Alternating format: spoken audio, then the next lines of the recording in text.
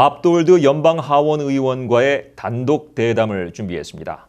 대표적인 친한파 의원인 밥돌드 의원과 의정활동, 현안, 한인 이슈 등에 대해 심도 있는 인터뷰를 가졌습니다.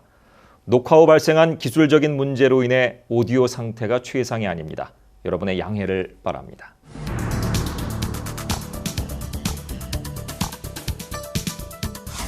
Welcome to 뉴스매거진, Congressman. It is great to be with you. And Happy New Year. Happy New Year to you as well. What are your hopes and dreams for the new year? Well, listen, I think my hope and dream for the new year is that we can follow through and come up with some more solutions to the problems that people are facing around our community. And one of the things that I hear oftentimes is, people are worried that they're falling behind. The cost of food, the cost of higher education, the uncertainty around retirement. People are obviously concerned about what's happening abroad in terms of just national security issues. So my hope is that we can come together to really solve some of these problems as a nation. After a loss in 2012, you made a remarkable comeback. So how was 2015 for you? 2015 was good. It was a very productive year, and if you think about it, we were able to come up not only to figure out how we're going to pay our doctors that take care of seniors, which is very important for their ability to see their physicians and get health care. We were able to come up with some entitlement reform. We were able to have a 2-year budget agreement. We were able to come together and deal with a transportation bill, which we haven't been able to do in over a decade, an education bill, having some education reform, which we haven't been able to do in 14 years. So these are some big things, and we had a really good tax extender package trying to provide some more certainty for large and small businesses and some more certainty for some hardworking American taxpayers. So it was really a good 2015. My hope is that it will be equally as good in 2016. I hope so too. Yeah. So you represent 10th Congressional District. What is the biggest... We represent not only the 10th Congressional District, we like to think that we represent the Korean people. We're delighted to be the voice of the Korean American population in the United States Congress. Fantastic. What is your biggest agenda? Well, I think one of the biggest things that we have to do is we have to focus on not only what are we doing from a national security perspective and leading abroad, but we also have to focus domestically here about what are we doing about our economy. How are we creating more good high-paying careers for people to be able to take, not only in the 10th Congressional District, the greater Chicago area, but around the country. And I do think that we've got to focus on what are we doing about tax reform, what are we doing about health care. And we want, for instance, on tax reform, we want to talk about being globally competitive. Right? So as we look around the globe, we look at what's happening, we want to make sure that here in the United States that we have a tax code that enables our small businesses, our large businesses, we enable individuals, the hardworking Americans that are out there, the entrepreneurs, to be able to compete and win. 밥돌드 연방하원의원은 2선 의원입니다. 19명의 일리노이 연방하원의원 가운데 한인 밀집 지역인 제10지구를 대표하고 있습니다. 노스브룩, 글렌뷰, 알링턴 하이츠, 버플로 그로브 등의 지역이 선거구입니다.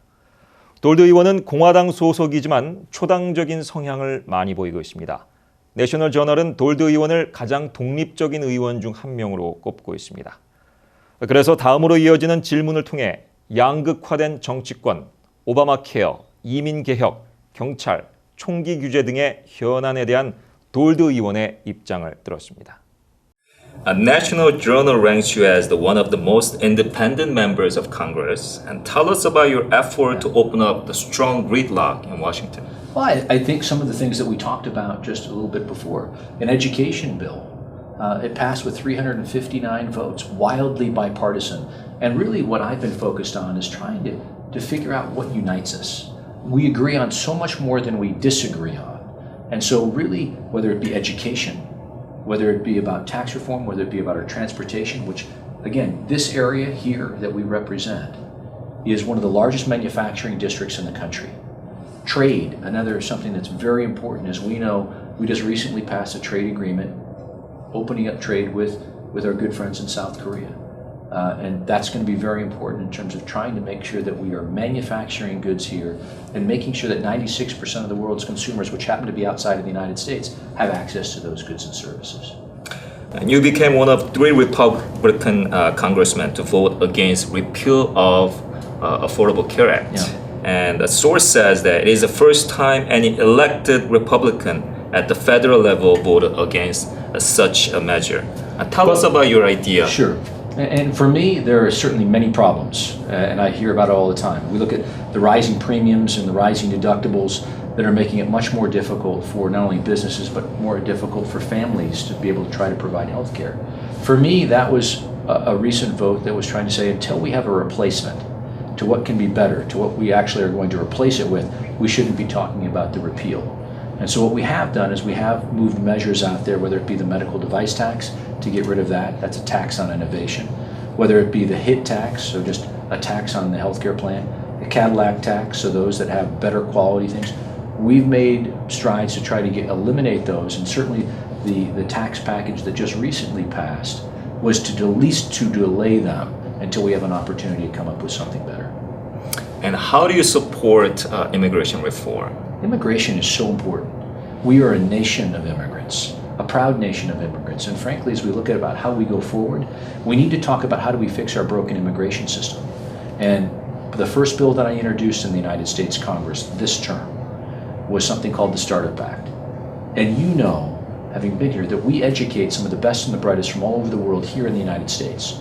And as soon as they graduate with that master's degree or a PhD, what do? We kick them out to go compete against us. When what we really should be saying is, how do we enable you to stay here in our country? Help innovate, create the next new patent, because empirically, we know that that creates more American jobs. So we need to fix not just for the high skilled, we need to deal with our broken immigration system, our guest worker program. We need to make sure that we're shoring up our border, and we need to deal with the undocumented that are here today.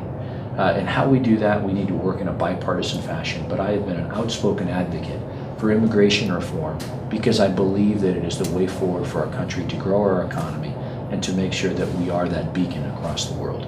So what is the sentiment of your peers in regarding immigration reform in Washington? I think that there are many that are focused on certain aspects of it, but I think there is an overwhelming bipartisan majority that would believe that we have to fix our broken immigration system. And I don't care what piece you want to look at, and there have been those that have been working on immigration reform on both the Republican and Democrat side. We just need the vehicle to be able to move forward. And frankly, we need to be able to not make this the political issue, but make it about how do we solve the problem out there so that our country can move forward from a competitive nature. Let's move to the city of Chicago. The city of Chicago is facing tremendous pressure regarding use of force and the police reform. Can you comment on that? Well, listen, I think that there's no question, it's not just the city of Chicago. We see that around the country as we've had issues where there have been excessive force being used. And Laquan McDonald, for instance, if you look at that video, there isn't anyone that looks at that video that I know of that isn't horrified by what they see in that video. And should be absolutely one of those things that should be, we need to deal with the reform in this capacity, right? When you're talking about unloading 16 shots into someone that is laying in the middle of the street, that is unacceptable. And so there needs to be reform. And again, as someone that is an advocate for law enforcement and a supporter of law enforcement, I would hope that law enforcement would be some of the first to step up to say that's not what we stand for. We need to make sure that we have our first responders, that we respect our first responders, but that type of excessive force, there's no place for it in our society. And gun control is another big issue both in Chicago and the nation. And President Obama is asking for so-called common sense gun control. Yeah. And it seems to be the Republicans don't have the same perspective. And what is the biggest issue there? Well, let me tell you about what I'm focused on, because this is something that I've worked with Mayor Bloomberg, with Mayors Against Illegal Guns, trying to come up with some common sense reforms. And so I believe in the Second Amendment, so I am for responsible gun ownership with reasonable restrictions. And one of the things that I think that we need to be doing is background checks. So I've worked with Gabby Giffords, who was a colleague, and obviously you know the story about Gabby Giffords being shot down in Arizona. And so background checks is one of those issues. I also sponsored some legislation with Debbie Dingell talking about zero tolerance for domestic abusers, another, I think, important step forward. And also as we look at this terrorism bill, there's a terrorism bill out there that would prevent known or suspected terrorists from being able to purchase weapons. And that's something that I believe is a common sense step, and one that obviously we need to work through some of the nuances to ensure that people's due process rights aren't being violated, but that we are keeping guns out of those hands that shouldn't be able to purchase a weapon. 앞서 언급한 바와 같이 돌드 의원의 선거구는 한인 밀집 지역입니다. 친한파 돌드 의원은 한인 사회의 다양한 행사에 가장 활발한 참여를 보이는 정치인으로 평가받고 있습니다. 또 지난 10월에는 한국도 방문했는데요. 다음 인터뷰는 한인 사회와 한국 방문, 한미 관계에 대한 토픽입니다. Let's talk about Korean community related. You are actively engaged with the Korean community, and I know the community is thankful for it. What kind of character do you find in Korean community? The Korean community is a fabulous community. The Korean Americans are part of the very fabric of our American community. And not only are they hardworking, they're entrepreneurial, family-oriented. The Korean community is a fabulous community of which I see very much part of the American story. And so as we look at the first generation, the 1.5 generation, the second generation Korean Americans and the leadership that they play in our community, it's absolutely vital. And for me, I was delighted to be able to spend some time this last year on a trip to Korea. The Korean Cultural Center of Chicago was sponsoring that trip, and we went over with other local elected officials from the village of Wheeling. But I have to tell you, the Korean American community is a very strong, vibrant community, one that I certainly appreciate in more than one way. So what was the most memorable place as you visited Korea? I think one of the places that all were memorable in different ways. So Seoul, for instance, going into Seoul, really you don't have an idea of how big and how vibrant a city Seoul is without seeing it firsthand. And flying in to see the industry, the ports and the like that was going on, fascinating. We went down to Suncheon Bay, and just the beauty of the bay was spectacular, the gardens and the like. And again, trying to figure out how we can foster culture, foster entrepreneurship in terms of trying to bring businesses back was fantastic. But one of the things in Suncheon Bay, for instance, is our botanic gardens right here in the 10th Congressional District, and trying to make sure that there is some sort of a sister city type relationship in that regard. And then we went to Busan, and Busan was fabulous.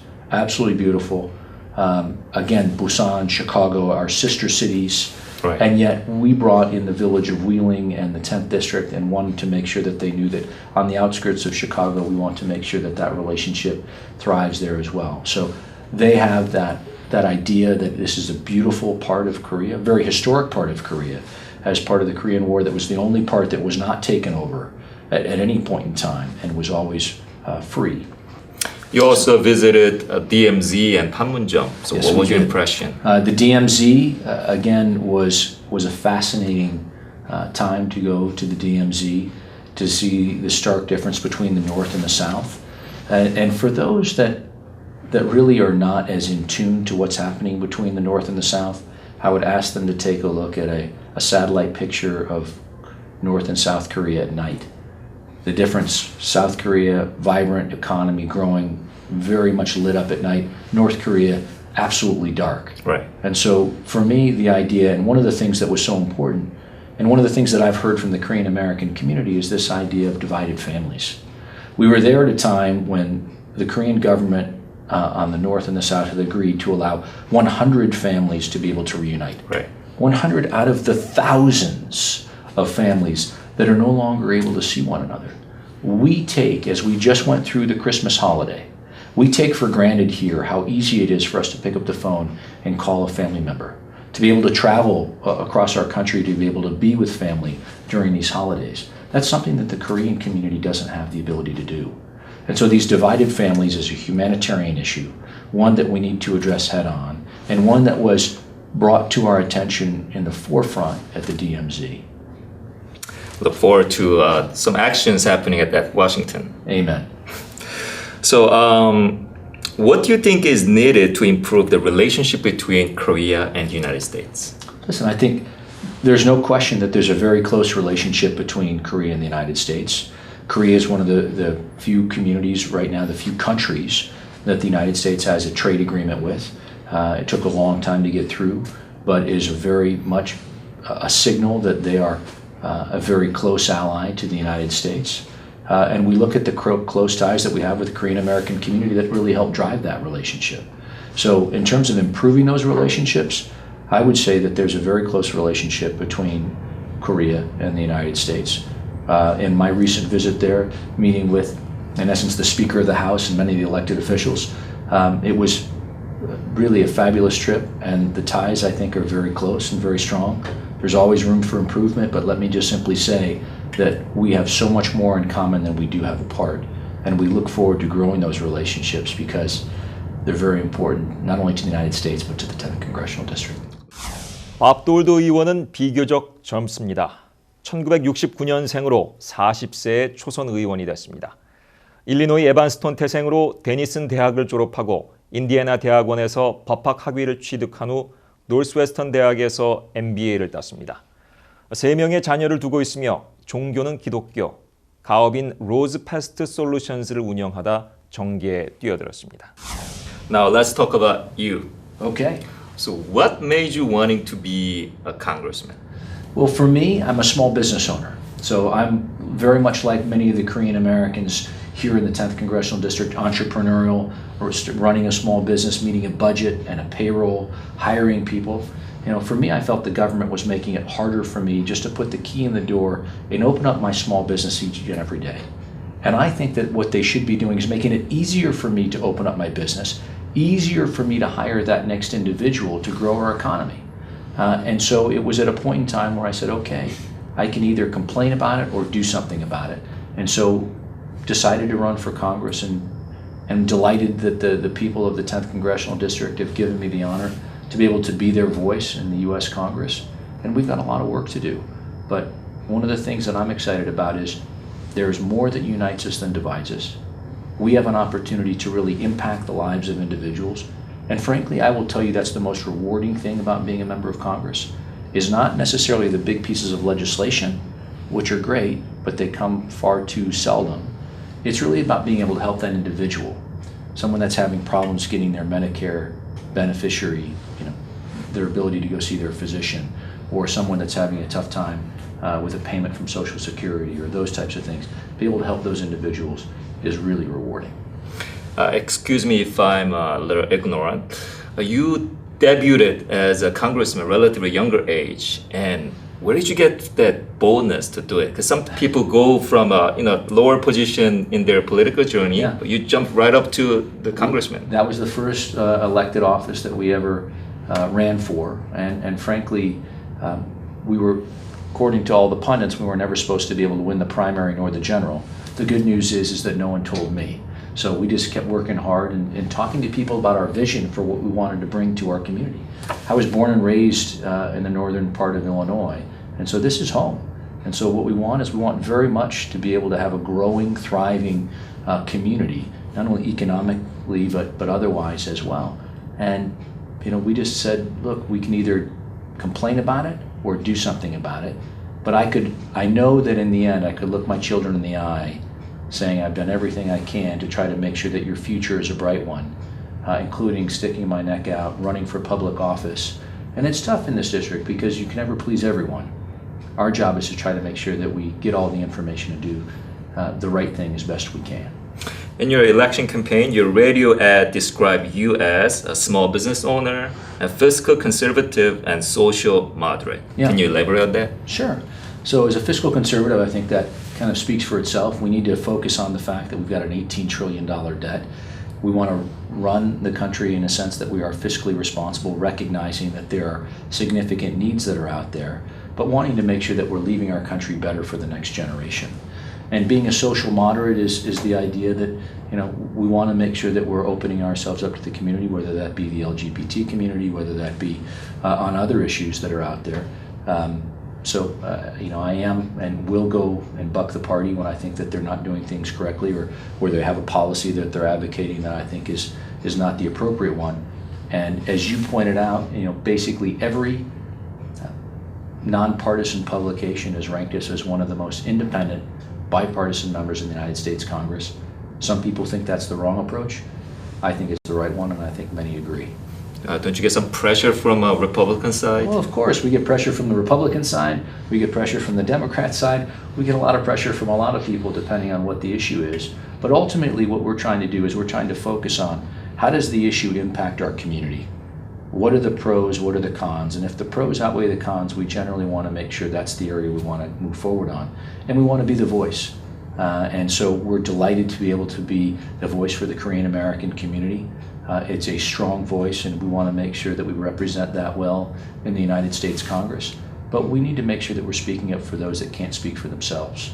And we also want to make sure that regardless of what happens, we want to make sure that we are leaving the country better off, that there are more opportunities for your children and mine than we experienced when we were at their age.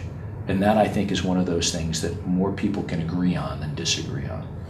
As we face New Year, I'd like to give you opportunity to speak to our viewer directly. Sure. With some New Year greeting and some message. So Well, look at the camera. let me just simply say to the community, it is an honor to be able to represent you in the United States Congress. And whether you live in the 10th District or not, I am delighted to be able to be the voice of the Korean American community. So I want to wish you a very happy, healthy, and prosperous new year. And if there are things that our office can do for you, please reach out to our office. You can call our office, 847-793-8400, or go to our website at www.dold.house.gov. We welcome the opportunity to be your voice in the United States Congress. And again, Happy New Year. Congressman, it was a pleasure to interview you, and thank you for spending time with News Magazine. Thank you so much. I really appreciate it. Thank you. Thank you.